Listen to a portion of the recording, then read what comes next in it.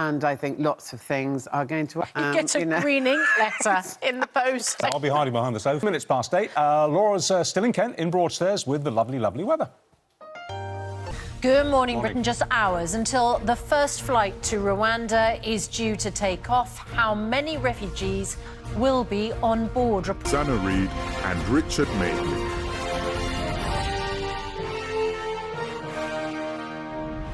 At 8:05, our top story this morning. Last-minute legal challenges are still being fought to prevent the final few asylum seekers from being forced onto the first-ever deportation flight to Rwanda in East Africa. A series of High Court battles has already seen the number reduced from 130 to as few as 7 passengers. It might even go down to 1.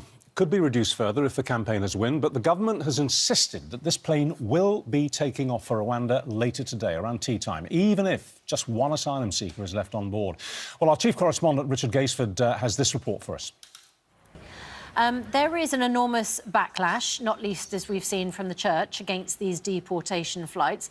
A lot of people concerned about what these asylum seekers will face when they get to Kigali, but you know exactly what that looks like. Tell us.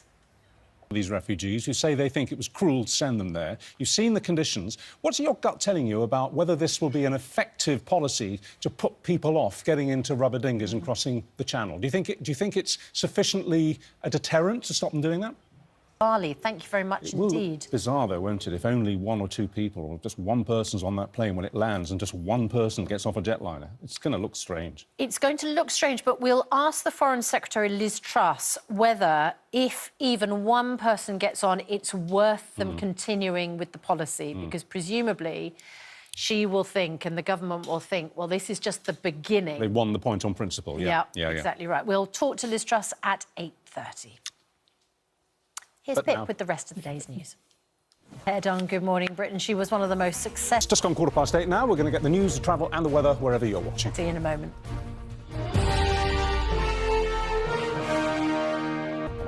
See you in a moment.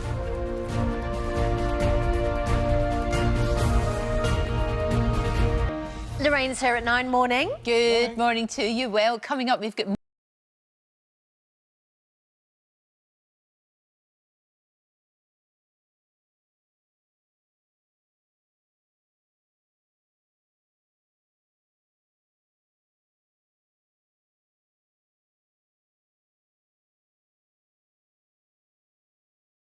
Time to speak to the Foreign Secretary, Liz Truss. There is last-ditch legal action to get them stopped.